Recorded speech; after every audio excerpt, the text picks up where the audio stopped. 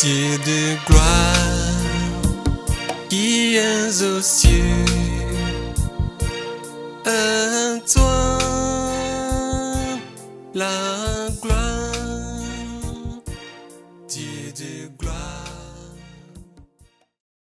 Message du Seigneur Jésus-Christ aux femmes pasteurs et à tous ceux qui les soutiennent dans ce ministère satanique. Matthieu 16, 18. Et moi, je te dis que tu es Pierre, et que sur cette pierre je bâtirai mon église, et que les portes du séjour des morts ne prévaudront point contre elle. Éphésiens 5, 25 à 27. Comme Christ a aimé l'Église, et s'est livré lui-même pour elle, afin de la sanctifier par la parole, après l'avoir purifiée par le baptême d'eau, afin de faire paraître devant lui cette Église glorieuse, sans tache, ni ride, ni rien de semblable, mais sainte et irrépréhensible. Voici ce que moi Jésus-Christ de Nazareth, le fondateur de l'Église, celui qui l'a aimée et s'est livré lui-même pour elle, afin de la sanctifier par la parole après l'avoir purifiée par le baptême d'eau, afin de faire paraître cette Église glorieuse, sans tache, ni ride, ni rien de semblable, mais sainte et irrépréhensible, celui qui jugera chacun selon ses œuvres au dernier jour. Je déclare au monde entier, toutes les femmes qui dirigent des églises, c'est à dire des femmes qui sont des leaders ou des responsables d'église, qui montent sur la chair pour officier le culte ne me verront pas à la fin de leur vie sur terre. Si elles ne se repentent pas de ce mauvais acte, elles le retrouveront en enfer à la fin de leur vie. Tous les fidèles qui sont sous la conduite de telles femmes leaders ou femmes pasteurs ne me verront pas également à la fin de leur vie sur terre, à moins qu'ils quittent ces lieux qui ne sont que des institutions de Satan et qui sont sous la conduite des esprits de serpents et de sirènes pour se conformer à ma parole. 1 Timothée 2, 11 à 15. Que la femme écoute l'instruction en silence, avec une entière soumission. Je ne permets pas à la femme d'enseigner, ni de prendre de l'autorité sur l'homme. Elle doit demeurer dans le silence. Car Adam a été formé le premier, Ève ensuite, et ce n'est pas Adam qui a été séduit, c'est la femme qui, séduite, s'est rendue coupable de transgression. Elle sera néanmoins sauvée en devenant mère, si elle persévère avec modestie dans la foi, dans la charité, et dans la sainteté. 1 Corinthiens 14, 33 à 38. Car Dieu n'est pas un Dieu de désordre, mais de paix. Comme dans toutes les églises des saints, que les femmes se taisent dans les assemblées, car il ne leur est pas permis d'y parler, mais qu'elles soient soumises, selon que le dit aussi la loi. Si elles veulent s'instruire sur quelque chose, qu'elles interrogent leur mari à la maison. Car il malséant à une femme de parler dans l'église. Est-ce de chez vous que la parole de Dieu est sortie, ou est-ce à vous seul qu'elle est parvenue? Si quelqu'un croit être prophète ou inspiré, qu'il reconnaisse que ce que je vous écris est un commandement du Seigneur. Et si quelqu'un l'ignore, qu'il l'ignore. Conformément à ma parole, je ne permets pas à la femme de diriger une église ou d'officier le culte. Quand bien même c'est un homme qui est le leader d'une église, il n'est pas permis à la femme de monter sur la chaire et d'officier le culte dans cette église. De telles femmes disent, je ne suis pas le leader de l'église, le pasteur m'a juste invité pour exhorter les fidèles. Je ne permets pas cela. Je n'ai pas donné le mandat aux femmes de diriger l'église ou d'y officier le culte. Quand j'avais choisi les apôtres, ils étaient tous des hommes. Matthieu 10, 1 à 6. Puis, ayant appelé ses 12 disciples, il leur donna le pouvoir de chasser les esprits impurs, et de guérir toute maladie et toute infirmité. Voici les noms des 12 apôtres. Le premier, Simon appelé Pierre et André son frère, Jacques, fils de Zébédée, et Jean son frère, Philippe et Barthélemy, Thomas, et Matthieu, le publicain, Jacques, fils d'Alphée, et Thaddée, Simon le Cananite, et Judas l'Iscario, celui qui livra Jésus. Voici le verset que des gens ne comprennent pas et l'interprètent mal. Psaume 68, 12. Le Seigneur dit une parole, et les messagères de bonnes nouvelles sont une grande armée. Ceux qui pensent que ce verset est une prophétie dont l'accomplissement permettrait aux femmes de devenir des leaders d'église ou d'y officier le culte sont dans l'erreur. Cette parole était écrite depuis par le roi David avant ma venue dans le monde, mais je ne l'avais point nommé de femme comme leader d'église, ou permis d'y officier un culte. Cependant je leur ai permis de porter l'information, la nouvelle aux autres, et les diriger vers moi ou encore les appeler à venir à moi. Jean 4, 16. Va, lui dit Jésus, appelle ton mari, et viens ici. Jean 4, 28 à 30. Alors la femme, ayant laissé sa cruche, s'en alla dans la ville, et dit aux gens, venez voir un homme qui m'a dit tout ce que j'ai fait. Ne serait-ce point le Christ? Ils sortirent de la ville, et ils vinrent vers lui. Matthieu 28, 8 à 10. Elles s'éloignèrent promptement du sépulcre, avec crainte et avec grande joie, et elles coururent porter la nouvelle aux disciples. Et voici Jésus vint à leur rencontre, et dit, je vous salue. Elles s'approchèrent pour saisir ses pieds, et elles se prosternèrent devant lui. Alors Jésus leur dit, ne craignez pas, allez dire à mes frères de se rendre en Galilée, c'est là qu'ils me verront. Dans tous ces versets, les femmes ne font que diriger les gens vers moi en leur annonçant, ou transmettant mon message ou mes nouvelles. D'autres personnes interprètent également mal le verset de Matthieu 28, 10. Ils disent que j'ai remis le message de résurrection aux femmes. Cela suppose que les femmes peuvent officier le culte à l'Église. Ceux-là également sont dans l'erreur. J'ai tout juste demandé à ces femmes d'aller informer mes frères. Cela est carrément différent de prendre la charge d'une église. Juge 4, 4.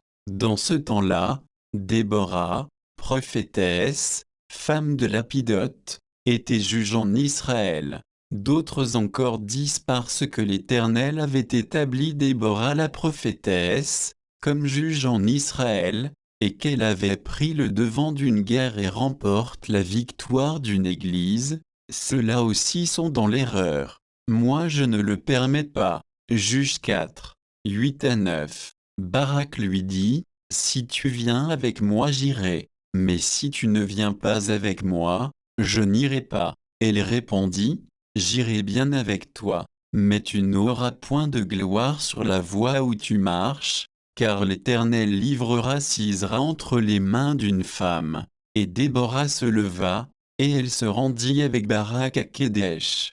Quand vous dites l'Église catholique est l'Église de Satan, vous avez bien vu et bien car ce n'est pas moi Jésus qu'ils adorent dans cette Église car ils ne font pas ma volonté mais la volonté de leur père Satan. Mais depuis quand avez-vous déjà vu une femme ou une sœur religieuse monter sur la chaire pour prêcher, enseigner ou y officier le culte? Les prêtres ont leur tâche à part, ce sont eux seuls qui ont l'autorité et qui dirigent l'Église. Les sœurs religieuses également ont leur tâche à part. Si l'Église de Satan est organisée, pourtant elle conduit les hommes en enfer. Pourquoi pas la mienne? Je demande que l'ordre revienne dans mon Église. C'est un commandement et un impératif catégorique de ma part, qui doit être pris au sérieux et en considération, puis être respecté dans toutes mes églises où les leaders et les fidèles veulent me voir et régner avec moi à la fin de leur vie sur terre. Au cas échéant, ils périront tous en enfer. Je suis l'Éternel. La femme peut toutefois faire des travaux d'entretien à l'Église, intercéder en faveur des saints dans l'Église, aller à l'évangélisation, rendre visite aux malades, aux veuves et aux orphelins, rendre visite aux nouveaux convertis et aux rétrogrades, les exhorter et les encourager à persévérer dans l'adoration et la marche chrétienne. Aussi les femmes peuvent se regrouper entre elles et être enseignées par une autre femme. Tite 2, 3 à 5 dit que les femmes âgées doivent donner de bonnes instructions dans le but d'apprendre aux jeunes femmes à aimer leurs maris et leurs enfants, à être retenues, chastes, occupées aux soins domestiques, bonnes, soumises à leur mari, afin que la parole de Dieu ne soit blasphémée. Moi Jésus, qui suis le chef et le fondateur de l'Église, je n'ai jamais nommé une femme, et je ne permets pas à qui que ce soit de nommer une femme pasteur, apôtre, comme l'enseignent et le font les théologiens et les pasteurs poules. Eux ils sont des aveugles qui conduisent des aveugles. Ils tomberont tous dans la fosse de l'enfer sauf s'ils se repentent. Matthieu 15, 14. Laissez-les, ce sont des aveugles qui conduisent des aveugles. Si un aveugle conduit un aveugle, ils tomberont tous deux dans une fosse. Ma parole est claire. Je demande donc tous ceux qui commettent de tels, ou qui ne les commettent pas mais les approuvent et les encouragent, de cesser rapidement cela et de revenir à l'ordre sinon ils périront tous en enfer. Romains 32. Et qu'ils connaissent le jugement de Dieu, déclarant dignes de mort ceux qui commettent de telles choses. Non seulement ils les font, mais ils approuvent ceux qui le font. Attention, attention, attention, mon fils William Tett, ne risque pas ton âme. Dans cette affaire, beaucoup de personnes ont déjà péché contre le Saint-Esprit, pensant qu'ils sont en train de diffamer mon envoyé l'apôtre Déoufl et Gabriel. Eh bien ils ont blasphémé contre le Saint-Esprit et sont coupables d'un péché éternel. Leur fin sera l'enfer de feu éternel. Mais toi parce que je t'aime, je t'ai protégé et épargné, sinon tu devrais être aussi condamné définitivement et éternellement. Ne forme plus des femmes pasteurs dans ton école, et n'encourage aucune femme à devenir pasteur. Enseigne la sanctification dans l'Église et dis la vérité aux fidèles et ta femme. L'Église est polluée et remplie de fornication. Ton fils qui avait été écrasé par une voiture forniquait dans l'Église avant de mourir. Cet esprit de fornication a pris toute l'Église en otage. Actuellement les membres du groupe musical ne font que forniquer entre eux, et l'impudicité est devenue monnaie courante dans l'Église. Presque tous les fidèles de l'Église sont possédés par l'esprit de sirène et de serpent. Revois cela et ramène de l'ordre et la sainteté dans l'Église, car moi l'Éternel je suis saint et il faut que ceux qui m'adorent soient aussi saints. Enseigne le dépouillement des parures mondaines dans l'Église. Par ton comportement, tu m'as renié mais moi je t'aime, c'est pourquoi je te donne encore cette opportunité et cette grâce spéciale. Tu es possédé par l'esprit de Géasi et es devenu l'ami de l'argent. Je ne t'ai point nommé père de nation ou père spirituel de tous les pasteurs. Tu es charnel et tu es un bébé spirituel. Tu n'as amassé aucun trésor au ciel. Ta maison était au niveau fondation, mais actuellement tu as encore tout renversé. Proverbe 14, 1. La femme sage bâtit sa maison, et la femme insensée la renverse de ses propres mains. J'ai nommé une seule personne le Père des nations actuellement comme j'avais nommé Abraham dans le passé. Celui-là c'est l'apôtre Doufle Cocou Gabriel. Je l'ai envoyé vers toi mais tu l'as méprisé, ne voyant en lui qu'un enfant, comme Goliath le fit envers David jusqu'à ce qu'il soit décapité par lui, avant de savoir qu'il n'était pas un enfant, mais c'était plutôt le Tout-Puissant qui était en lui. 1 Samuel 17, 42, 51. Le Philistin regarda, et lorsqu'il aperçut David, il le méprisa, ne voyant en lui qu'un enfant, blond et d'une belle figure, il courut, s'arrêta près du Philistin, se saisit de son épée qu'il tira du fourreau, le tua et lui coupa la tête. Les Philistins voyant que leur héros était mort prirent la fuite. Je ne veux pas que cela t'arrive. Repens-toi sinon l'abîme t'attend. Toi je t'ai épargné du blasphème contre le Saint-Esprit, mais si le péché simple t'amène en enfer, tu vas souffrir plus que ceux qui ont péché contre le Saint-Esprit. Tu es averti et c'est ta dernière grâce. C'est donc le moment pour toi de faire la restitution de tes mauvais actes. Oui, de tes paroles injurieuses que tu as proférées contre moi Jésus ton Créateur en pensant que tu étais en train d'injurier et de maudire mon envoyé Gabriel, eh bien tu as affaire avec moi le Tout-Puissant. Je te demande d'aller retirer tes paroles injurieuses à l'encontre de mon envoyé Gabriel sur tous les médias où tu as fait cela et de présenter tes excuses. Tu reviendras t'agenouiller devant le Père des Nations pour lui présenter des excuses. Il priera ensuite pour toi et tu seras acquitté de ta peine. S'il t'impose la main au cours de cette séance de restitution, sache que tu es infiniment béni, mais je ne sais pas s'il le ferait. Mais toi respecte ce que je te dis. Après tu iras à pied à Anéo et parcourras à pied la ville d'Anéo et les villages environnants pour annoncer le message de sanctification et de dépouillement de parures mondaines. C'est ce que tu feras à pied. Tu ne prendras ni voiture, ni moto, ni vélo.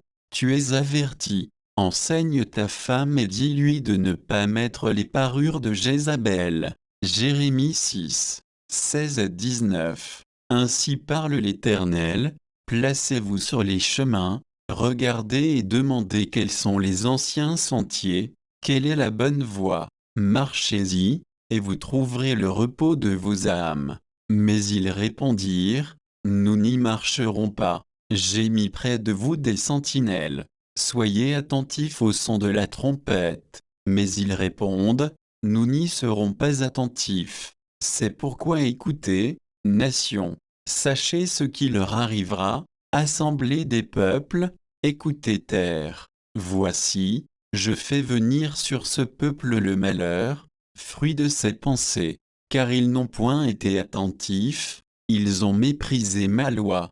Toi ne sois pas comme ces enfants durs d'oreille et d'entendement, qui ne veulent pas demander quels sont les anciens sentiers, quelle est la bonne voie pour y marcher et trouver le repos de leurs âmes. Ne sois pas dur d'oreille, sois attentif à mes paroles et ne méprise pas ma loi. Sauve ton âme, que ma paix soit sur toi.